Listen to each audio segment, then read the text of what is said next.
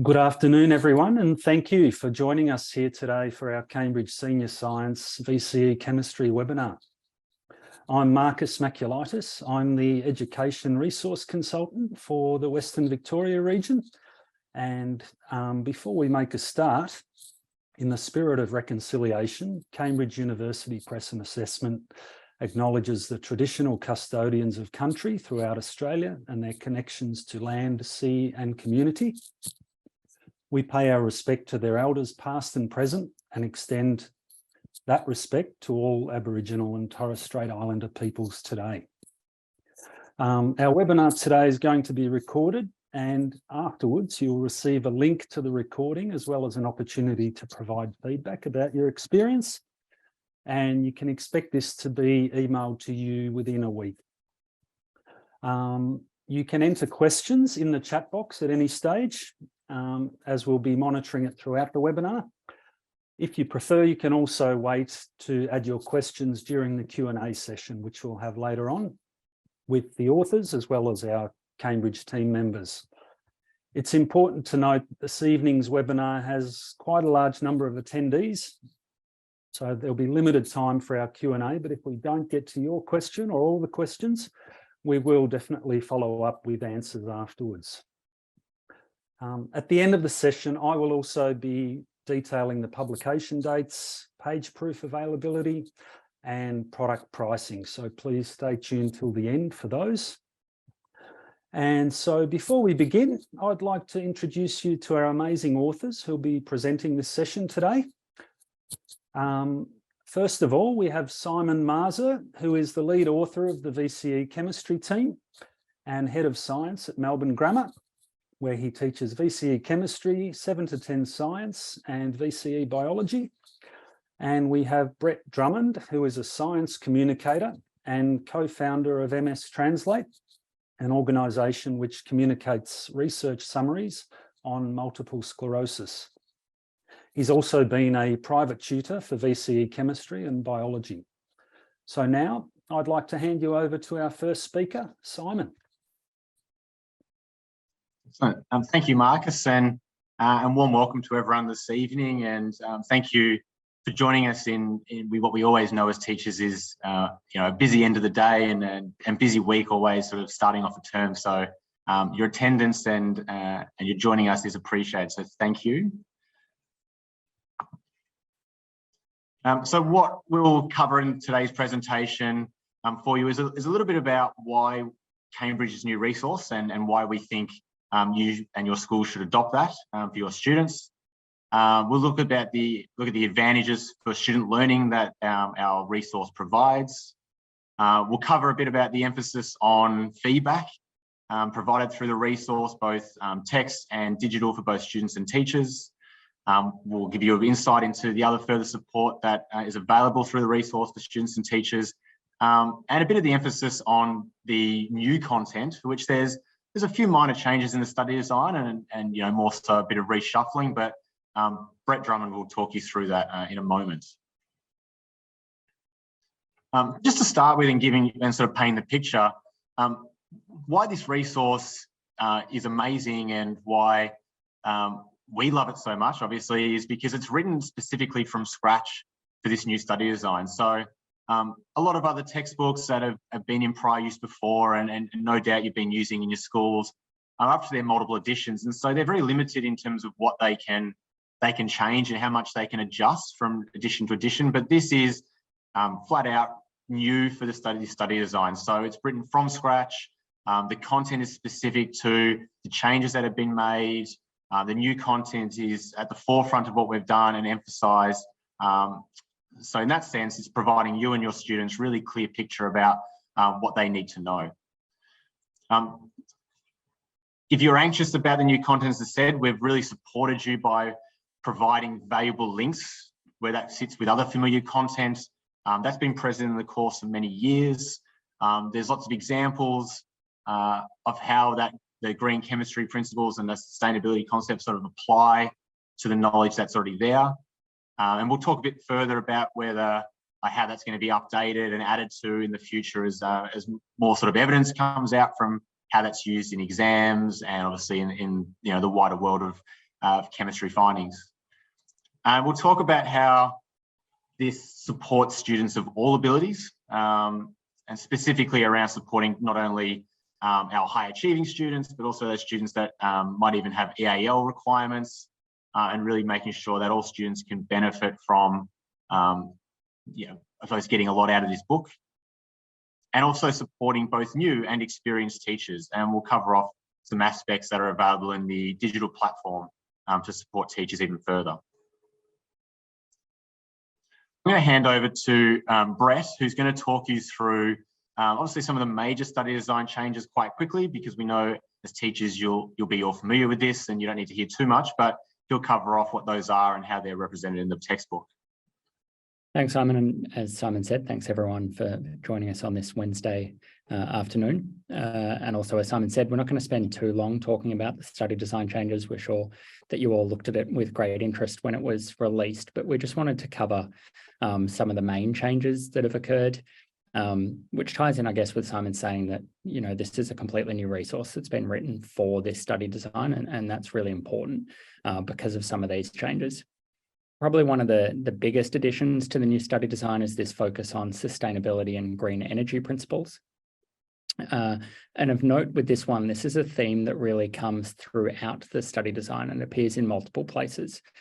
So we can see, if we just scroll through the next slide, so we can see that it comes up as one of the study design dot points for galvanic cells and fuel cells, talking about design for energy efficiency and use of renewable feedstocks. It also comes up in equilibrium. So here we're looking more at an industrial level, looking at green energy principles of catalysis and designing energy efficiency, so balancing between rate and yield. It also comes up in electrolysis, so looking at some specific examples there, including green hydrogen. And lastly, it also comes up again in organic chemistry. Again, looking at green chemistry principles of renewable feedstocks, catalysis, designing safer chemicals. So we can see that it's a theme that really runs throughout both Unit 3 and Unit 4. And so it's something we've paid key attention to, and also provided links between these because there is overlap. So getting on top of this material is really important for students. Beyond that, one of the other new topics that's come in, or really new specific topics, because some of these are things that may have been sort of implicit in the old study design, but are more now explicitly stated, is the laboratory analysis of organic compounds, and in particular these qualitative tests, so for functional groups, things around melting point determination and distillation, and then some measurement of degree of unsaturation. So again, quite new content. And so we put specific focus on really making sure we can guide students through that as well as teachers. Lastly, the medicinal chemistry aspect is now a really applied focus in the Unit 4 study design. And so if we just look through that, there's some new parts to this, looking at extraction of medicines from natural plant compounds, some of the common structure and functional groups of organic molecules that are used as medicines, and then more of a focus on enzymes, which obviously was covered in the last study design, but here looking at how enzymes can be targets of medicines through inhibition. So as well as those quite big changes, there's also some minor changes throughout, and I guess that's also the advantage of a completely new resource, is that those minor changes can also be incorporated really easily. So things like Faraday's law calculations are now being stated as being needed for galvanic cells, fuel cells, and electrolysis. Calculations involving the reaction quotient Q are now included. Again, that may have been implicit before, but is now explicitly stated, and a focus on cellular respiration and photosynthesis early on in Unit 3, as well as things like bomb calorimetry now being removed with just a focus on solution calorimetry. So a number of changes that we've focused on and really made sure that we've paid attention to as we've been writing this book. Simon, I'll hand back to you for the next part. Yeah, thank you, Brett. So most of the authors, as we've talked about, and in this book, are teachers. We're at the coalface of being in the classroom with students, knowing how they learn, what they need to learn successfully. And so the book is really set up that way. So what you'll find is at the start of each chapter, there's a list of learning intentions. And so those are matched to each of the study design points that are covered in that specific section of a chapter. And that really outlines to students what they need to be able to do to meet those sort of requirements. So if that's, explain this, or be able to recall this term, calculate, the number of carbon-carbon double bonds, as it's sort of said there, that's really explicit for students. So when they get to completing that chapter and working through some questions, those are changed into, rather than a learning intention, a success criteria. So it now becomes a fact of whether the students can now achieve these. And so how the questions are set up in the chapter review is that those are linked to explicit success criteria. And so students, as they're working through those questions, can really see where their strengths and weaknesses are in terms of meeting those, I suppose, requirements of what they need to be able to do. And as teachers, you can monitor this a lot easier. So if students were completing these questions through the digital resource, you have access to looking at their answers, which the students can self-assess, of course, and you can really see quite easily where your students' strengths and weaknesses lie, and therefore tailor further support, which again is available through the digital resource, or further questions through the textbook that can really guide your students into the direction that they need. So this is a really key feature in terms of providing feedback to you, but also to your students as they're doing questions. One of the other features is that after those learning intentions at the start of a chapter, there is a concept map for each chapter. And so what this outlines is really the links between everything and all the different sections in the chapter. So how those connect with each other. And what students can access in the digital resource is those concept maps have hyperlinks. So it provides them an alternative way of accessing certain sections of the chapter really quickly. And for students, when we know they've got busy lives, they're doing lots of other extracurricular activities and things at schools, this is a really immediate way that they can turn to pages and revision and things that they need to complete. So this is an excellent way for them just to kind of bring that picture of a whole chapter together and see how everything that they're learning connects, and that it's not actually separate pieces of information that they're learning.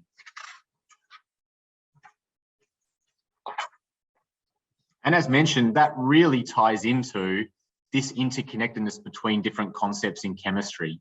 So what you'll find throughout the textbook is that where it's relevant, when we've introduced information, we've also connected that to where students might have experienced prior knowledge or prior learning on a topic that relates to that. Previous chapters in the textbook, but also it can be where actually they're going to learn more about that going forward. And so you can see an example there where we've got a section on measuring energy from fuels, and it links back to some topics they would have done with exothermic and endothermic reactions, measuring greenhouse gases. They might have done some stuff in Unit 2 around specific heat capacity when you're looking at the properties of water. So there's links there.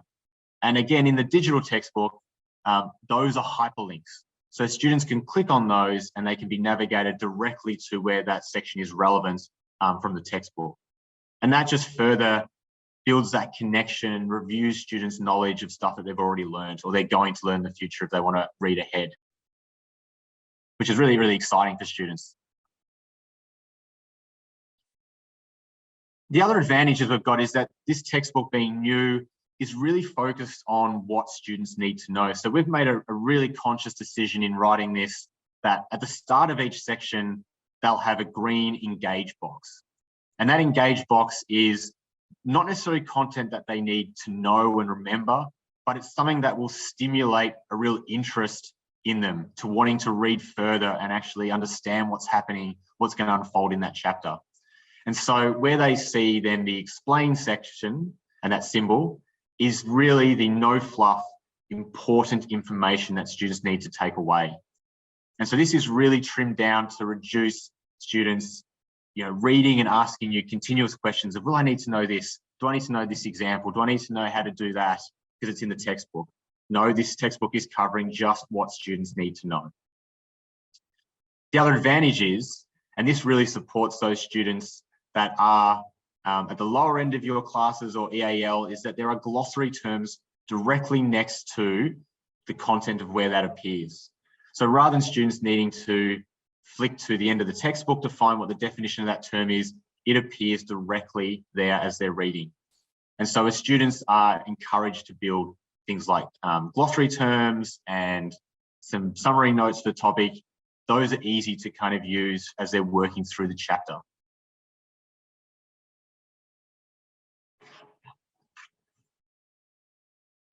So as well as that, there's obviously a number of other aspects of the textbook that are designed to help students with their learning. And one of those is worked examples. So worked examples are found throughout every section in the textbook. And they're all structured in a consistent way, which we think is important to help students follow along with them, where it's set up in a table indicating both the logic and then showing them the working out. So they're not just looking at a series of calculation steps that they may look at and think, okay, I could do this. The logic is also there to explain to them why they're doing that, because obviously if they understand it, they're going to be able to better repeat it in the future when they go at a separate question or a different question.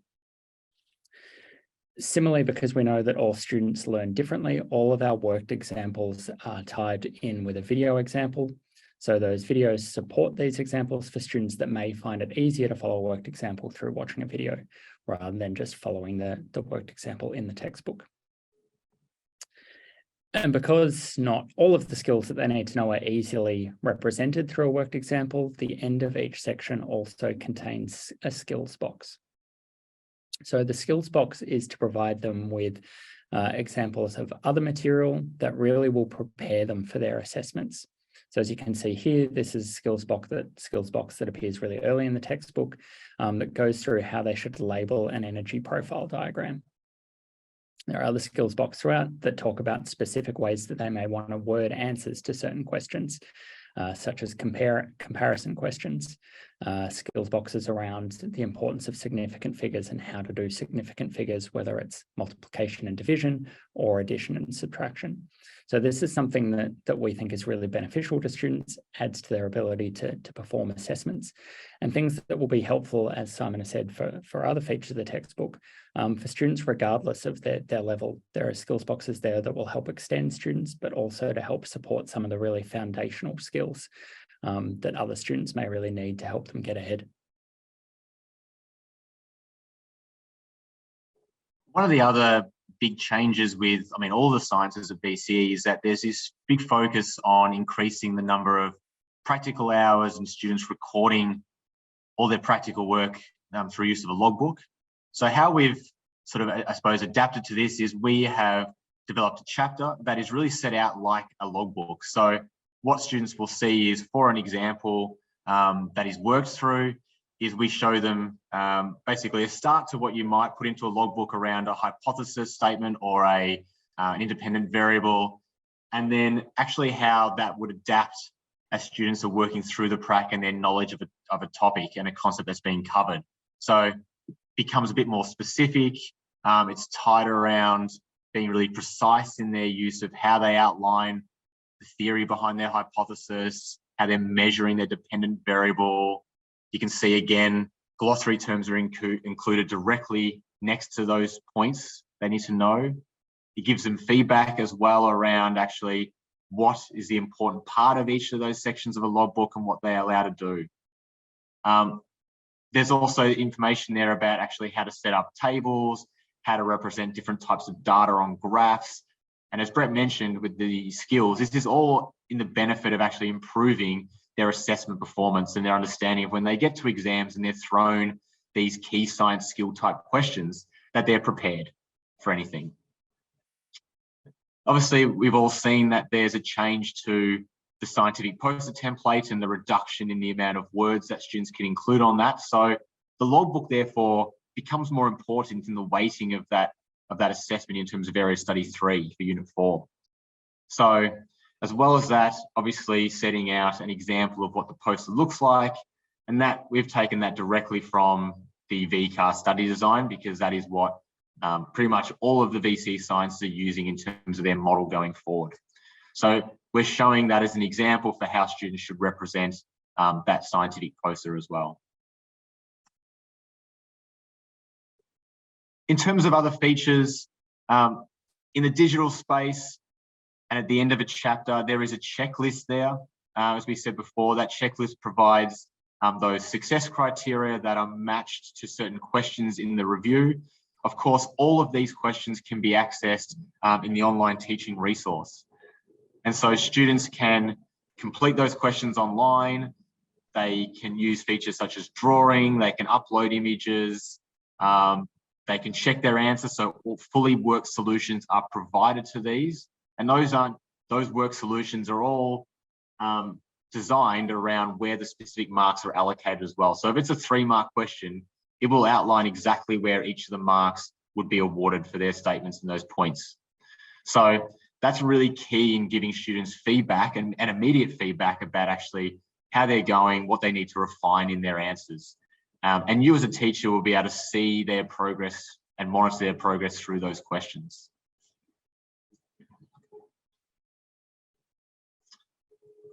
So as we mentioned, this book is also really promoting that really independent learning of students. And heaven forbid if we go back into any form of remote learning, this textbook provides a lot of the support that they need. As we said, there's videos through worked examples, there's videos through certain skill sections, there's videos just introducing the main points of a chapter. And so students can access over 90 videos for each of our Unit 1, 2, and our Unit 3 and 4 book. And for some of those videos, there's QR codes in the print book that they can access directly from their phone. If they're on the go on public transport on the way home, for example, and they want to just do some chemistry because we know they love it so much, they can do that at any point. So as I said, all those access to those digital resources allow students to be doing work both inside and outside of class. As a teacher, you can even scaffold their learning as a further step. So you can set up a feature called Task Manager, which basically means you can build an activity sequence that's appropriate to select students' abilities. So you can set this as general for the whole class, or you can set this for specific students that need extra support. And you can put restrictions around that of, okay, they're going to read this section of the textbook. They're then going to complete this little quiz, which is all available in the digital resource. They've got to get a certain percentage of that quiz correct, and then they can go into this pathway and doing some further revision or further extension. Or if they get less than that percentage, okay, here's a video to go back and watch that might go through that worked example. And here's a few more questions then to re-clarify and re-practice some of that knowledge that maybe they struggle with. So this is a great feature that that I use quite regularly just to kind of guide my students into the pathway that they need to go that suits where they're kind of at that stage of the topic. In terms of formative and summative feedback, there is so much in this book. And we've been really conscious to be able to provide teachers and students, if they're doing self-reflection, lots of opportunities to kind of assess how they're going and where they're at. So what you'll find throughout the textbook is, throughout a section, there is checking questions. And those are very much lower level, recall based. That's immediately what students have read, what they've interpreted, and just seeing that they're kind of in tune with what's being presented to them before they go any further. So there's sometimes one or a couple of those through the sections. And then at the end of a section, they will hit some questions that are just based on the content covered in that section. And so that will go through the whole range of sort of Bloom's taxonomy with some of those lower level all the way through to higher level questions. And then of course, they will get further in through the chapter and they'll hit the end of chapter questions. And so here, these are structured very much like exam questions. So there's multiple choice, there is short answer. The short answer questions have marks allocated to them, which means that the suggested responses will have where those mark breakdowns appear. And what the end of chapter questions focus on is really a review and a connectedness across all the material present in that chapter. And so it's really not isolating to students what's just present in each section, but showing them how certain content learnt in section A of the chapter is linked to section B. And we know that's what the exams are starting to do more, is build that knowledge across different topics. So it's really helping them prepare for that that assessment.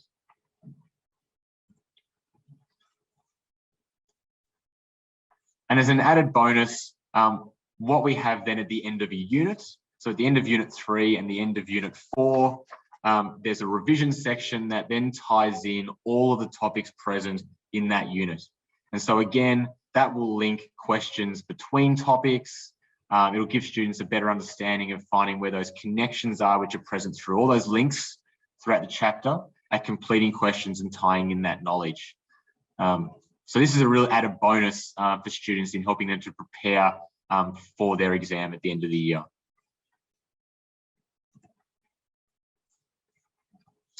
In terms of further support for you, and obviously therefore what you can provide your students, in the online teaching resource, there is curriculum grids. So this is, a mapped out week by week plan of what you can cover, what sections of the resource support that, what worksheets, topic tests, practicals you can do that can actually be covered in that timeline. There's curated internet resources. So we're not trying to reinvent the wheel here. We know that you all use certain videos that are really powerful and really great at kind of conveying key information to students. Those are there as really great resources that we recommend, that we use in our own classes, that are really valuable for students in presenting knowledge clearly. So we've included those as something you can access as well. We've got extra worksheets that you can give students on key topics in each section. Those come with fully worked answers. So students, you can pass those on to students, they can self-assess, you can take them up, self-assess them really easily. There's extra topic tests for each chapter. There is practicals with OH&S safety requirements, there's risk assessments, there's teacher notes assigned to those, so things that you need to prepare, things you might need to pre-warn your students about when they're conducting that experiment. So that's all laid out. The other great advantage with all of those materials is that they are all editable. So they are all in Word documents format that you can change, you can edit. So if you don't want to use that question because you haven't covered it yet, or you just want to use this one short question as a recall for the start of a lesson, there you go, it's there for you. So we know you've got your own resources, but these are there to help build on your stuff you're already doing, to add to the comprehensive work that you have already put in. So this is there to help benefit you as well.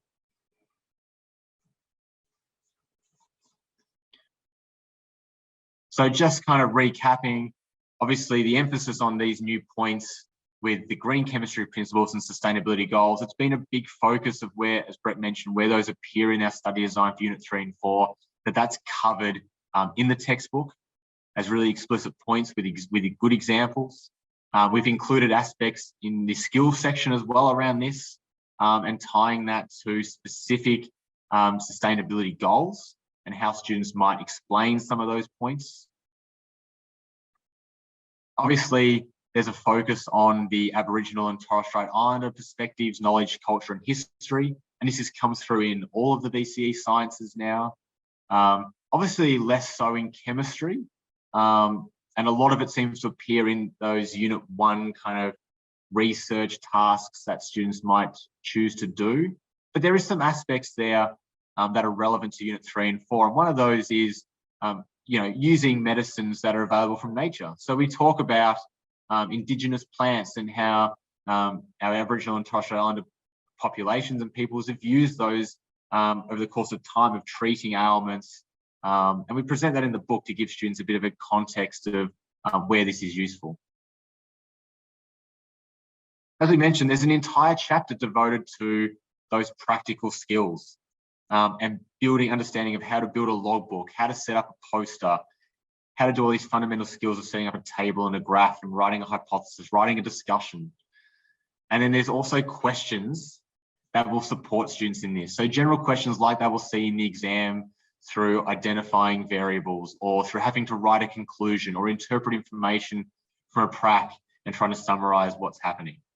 So we've taken a lot of what's appearing in exams the last few years and really added that into this chapter.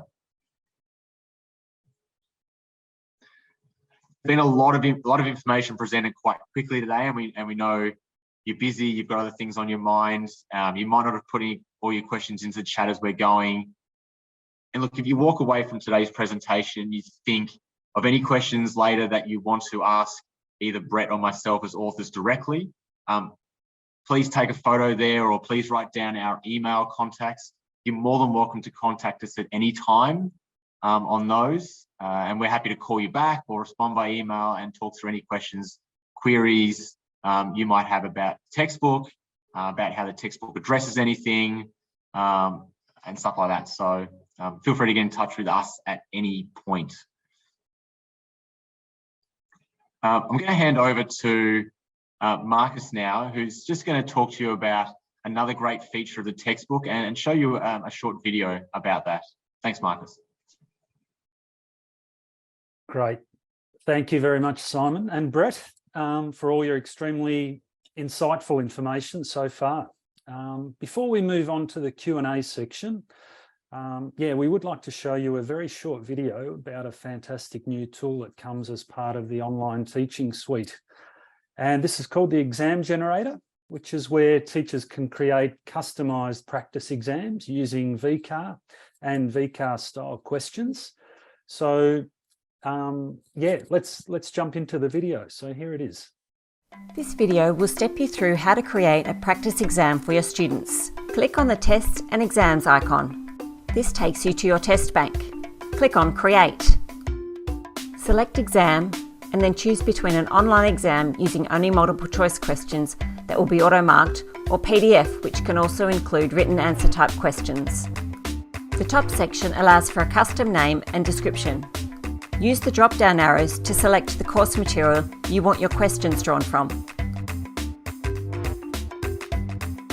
You can filter your selection to include only VCAR questions by level of difficulty and by question type. Once you've hit the search button, all of your search results will populate in the left-hand panel, and your draft exam will appear in the right-hand panel. To add a question to your draft, click on the plus symbol. Use the down arrow to expand and view a whole question. Use the plus at the top of the search panel to add all questions from this page to your draft. The draft exam will be divided into multiple choice and written answer sections. You can search with different criteria for more questions to add to your exam.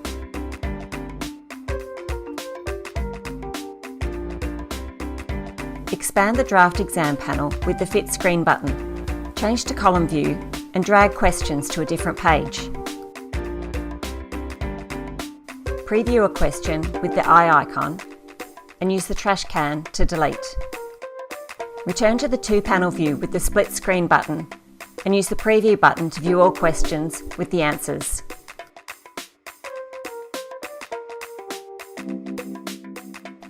Save your exam and return to the exam bank. Select your exam and hit the print button for a downloadable PDF of your practice exam.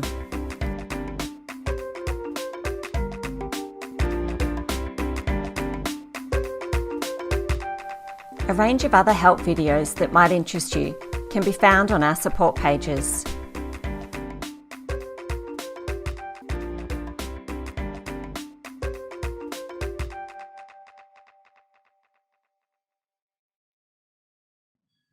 Okay, so we hope that gives you a better idea of how the exam generator tool works. This is something that we've implemented across all senior science as well as our maths, and it's been very well received so far. So if you'd like more information about that, I'll show you some contact details of our representatives in Victoria later on, and they'd be more than happy to come and give you a detailed demonstration. Okay, so what we'll do now is move on to our question and answer section. We don't have many questions in the chat just yet, so please feel free to start typing those in while we've got Simon and Brett here, and we will start answering those questions. While you're doing that, we have had a couple come through earlier, so maybe we'll start with those. And yeah, then we can move on to the live ones that come through. So Yeah, Brett and Simon, I've got one here. I know you touched on this during the presentation a little bit, but the question is, how does the book support EAL, English as an additional language students, or other students that struggle to comprehend the language of chemistry? Yeah, thanks, Marcus. As mentioned before, obviously throughout the textbook, there's, really easily for students, there's glossary terms connected right next to where those terms are appearing. So particularly for those students, being able to build, I suppose, an understanding and a definition of what's happening, or what they're learning immediately is really important. So that's the first, I suppose, port of call for them. Really with the worked examples, as what Brett talked through, that it's not just showing them the steps of the process for a calculation, it's actually the explanation that supports actually what's happening at each step.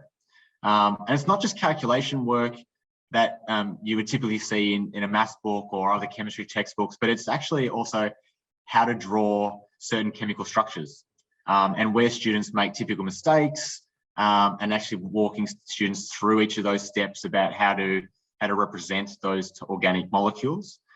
Also, how to actually answer and structure their certain questions. So, defining a term first, applying it to the context of the question, and then linking it back to their theory. So we step students through those in worked examples as well, and talk about the importance of laying that out.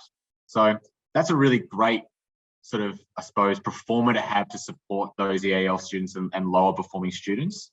But again, having those check-in questions as immediate recall for them gives them a really clear indication of how they're progressing before they keep going too far and get lost in the terminology and too far down the rabbit hole per se.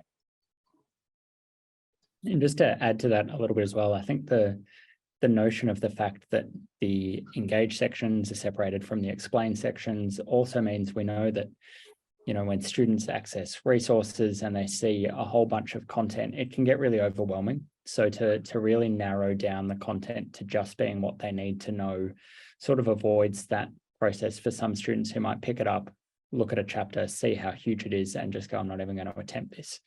So I think that's really important. And there's a number of sections, the logbook is a really good example, but also in some of those skill sections where we sort of show, this is a satisfactory answer to this question, but explaining how you can go from that satisfactory answer to an excellent answer so that students can really model themselves across that. I think that's a really helpful part, especially for some students who may struggle to begin with, to see, okay, I understand where I'm at from this and I understand what I need to do to improve. Great. Thank you very much, Simon and Brett. We'll go now to one of the questions that is in the chat here. And I think this is more of a question for Cam. We've got Cameron here as well from our chemistry publishing team. So Cameron, the question is essentially, are the videos mentioned with the QR codes Cambridge videos or videos sourced from YouTube resources available already? If the former, are they accessible without having access to the digital resource? Yeah, thanks, Marcus. Hi, I'm Cameron, and I'm one of the publishers here for the VCE Chemistry series. So the answer is they're Cambridge videos. And I think if I'm understanding correctly, basically I asked them, can you use your phone to, without being a Cambridge user, and use the QR code and get the video? You can, don't tell anybody. If you wanted to, you could access that. But it's basically because, the point of those is for ease of access, right? So if you then have to, yes, you can scan and then have to go through 8 login screens to watch something. It's just a bit of a deterrent. There are also, though, on the point of the video source from YouTube, if there are things that we think have been particularly helpful and useful, those are in those curated web links, which Simon talked about earlier.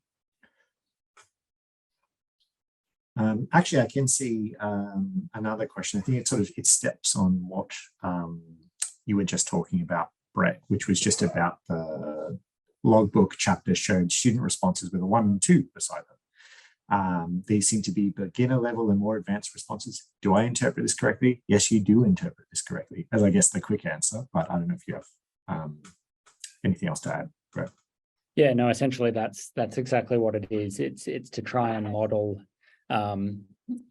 both 1 and 2 are correct. There's nothing that's incorrect there. We didn't want to go through and show bad examples or incorrect examples, but it's trying to show, more that number 1 will always be the satisfactory level, where they've put answers that are good, would get some marks, or put a logbook together that's, at a good level, but then showing with point 2 or student number 2, how that can be improved upon to really hit that excellent level. And so that's provided all the way through the logbook from the aims and hypothesis, methods, diagrams, results, all the way through that. We follow those 2 students to see those. Yeah, and the text on the side of the margin next to that really emphasizes what has been done to actually make that a better answer, and really that student excel in that second response. So it really guides students about, well, this is the key aspect that they've added or included into that extra second response. Great, thank you.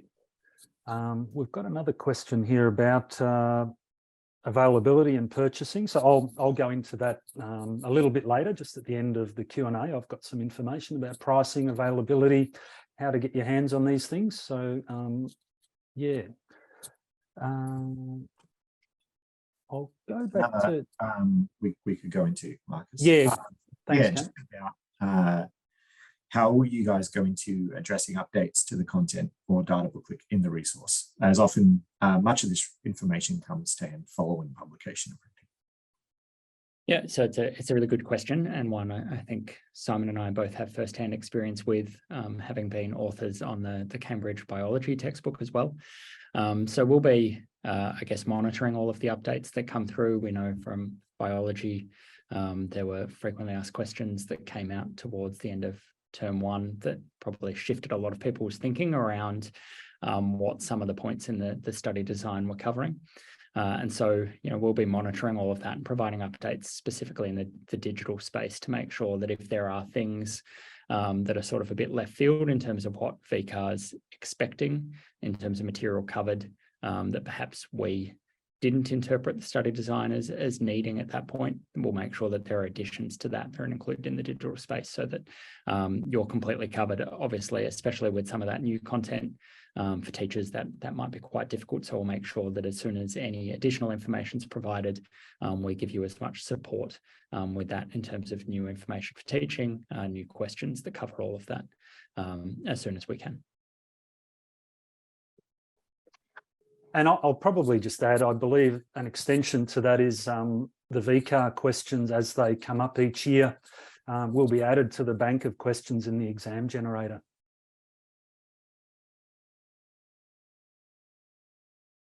All right, there's another question here in the chat. Are there any sample essay questions and sample answers?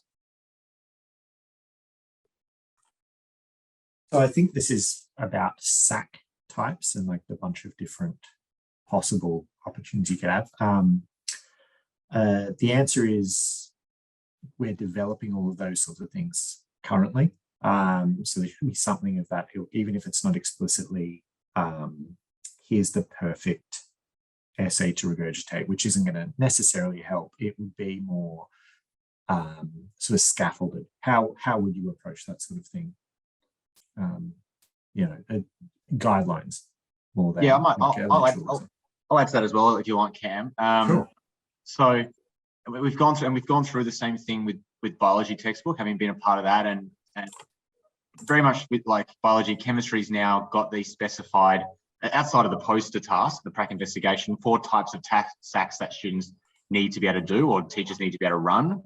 And so what we're going to try and do is with each of those areas of study, give multiple examples starting off around the type of tasks that we think you could do that supports that you could use as students. Obviously, we know you can't use those pre-made assessments, directly for your classes, the same way you can't use pre-purchased other suppliers' work.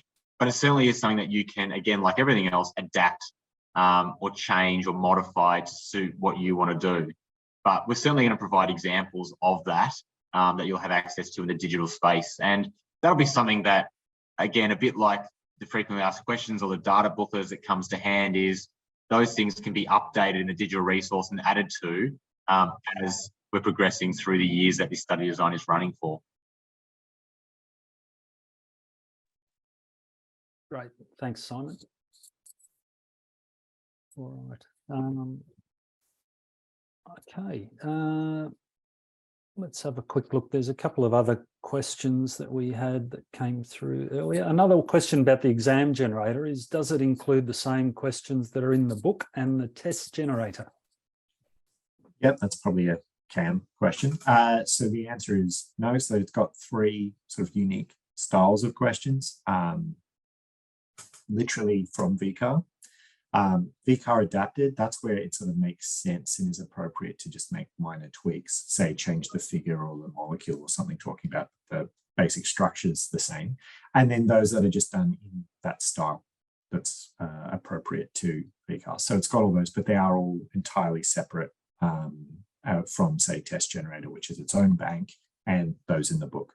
So it's a whole brand new resource, and that will keep getting updated as the years go and more exams come. There'll be more to beef up that bank, basically. Yeah.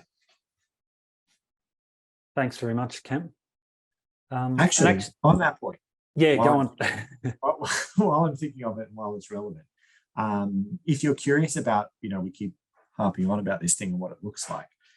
So we've just sent out and uploaded a Unit 2 exam that was made using that generator. So if you have the digital resource, given that just came through like a few hours ago, I'm hoping it will be up tomorrow, but definitely by the end of the week. But the sales team also have those files to share for anyone who's interested in having a look. So you can have a see at what we're actually talking about and a bit more of a tangible look. Plus, it's also just an exam which you can use. Great, thanks, Cameron. Actually, I just noticed I missed sort of a second part extension from my first question that we had here. So on the flip side of asking about EAL and students that needed additional support was, how does the textbook support higher achieving students? Yeah, I can answer that, Marcus. Obviously, again, we touched on the fact that the skills section really works students through how to write really nice, clear, concise answers to different types of questions. So whether that's explain or compare, contrast, we're using all of these key task words that VCAR is presenting to students. So we're really guiding students using that model of how and what to do in terms of those types of questions. Chapter reviews that provide those crossover links between all the content presented in that chapter is really great for students that are at a higher level. Unit reviews that are very much modeled on what exams will look like. Obviously, they've got exam generator that you've seen the video of and Marcus and Cam have talked about. There's lots of additional chapter tests on the worksheet. So there's not only just busy work and more work for students, but it's really catered around exam style questions. So they're getting that refinement and practicing their answers. And that's really important for extending them and giving them the range of things they're going to see on that exam. Yep. Great. Thank you, Simon. All right, there aren't any other questions in the chat. If anyone's got any last minute ones you'd like to pop in there, please do. Marcus, I might just throw in one just to people to let them know some of the feedback we've had from other schools and teachers using the book is that it's been really positive.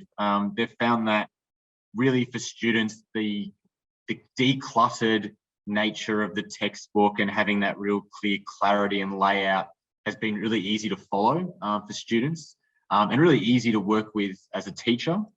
It does have, as Brett mentioned before, a lot of that background for students around even just skills like transposing equations, understanding how to apply significant figures, which are really important skills we sometimes assume that students kind of have developed across year 7 to 10, that they may not all be the case. So those skills are kind of built in there as well, and that really supports student learning.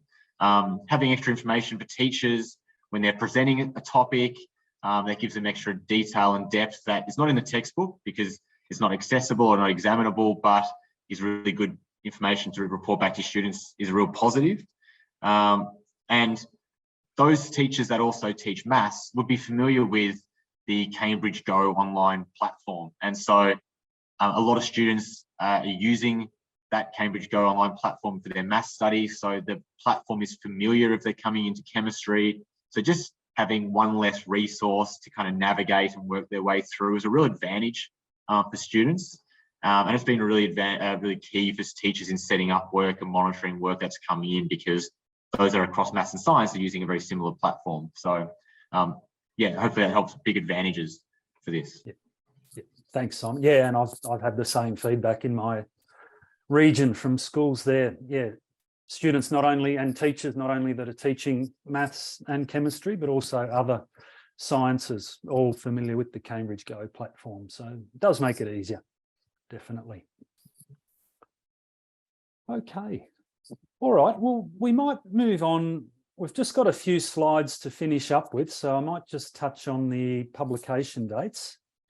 So I think that's up on the screen right now. So Units 1 and 2, that was published late last year, so that's been available for a little while. Units 3 and 4, with the new study design kicking in next year, that will be published in mid-November. Sample chapters are now available online, and I'll show you the link in a moment. But it's actually, I'm pretty sure it's almost the whole book now. The uncorrected online proofs are up there. So we just go to the next slide. I'll give you a bit more information about that. Pricing, print and digital. So when you buy the print version of the book, you automatically get digital access via an activation code inside the front cover. Or if your school is a digital only, you can get the digital only for $69.95. And if you wish to purchase the online teaching suite separately, it's $199.95, and that includes the interactive textbook and the PDF version of the textbook as well for teachers. I'd like to mention that if your school adopts or book lists this book, that we do provide access to your teachers to the online teaching suite. So I think that linked in with one of the questions that was being asked earlier. So they are separate products, but yes, we do provide the online teaching suite if your students are using that book. Okay, we'll jump on to the next slide. So there's a link there with a bit more information about this new series. And through there, if you go through to the preview samples section, once you click through that link, that's where you can access the online page proofs. Have a good look through that. That'll give you an idea of what the book's going to look like. Not in its final version, but I think the content is more or less there. There'll be mainly just some formatting changes between now and November. In there, you'll also be able to access the recording. That'll be emailed to you, but there'll be a link through here to access the recording next week of this webinar as well. If you have more questions, you'd like more information, here are our contacts within Victoria. Emma, our sales manager, she also looks after the Bayside, Mornington Peninsula area, so please contact her if you'd like more info. Carolyn looks after the north, Kim, the east and southeast. And there's me, I look after the Western region. So yeah, again, as I mentioned, if you'd like a demonstration of the digital exam generator, more than happy to help you with that. Please get in touch.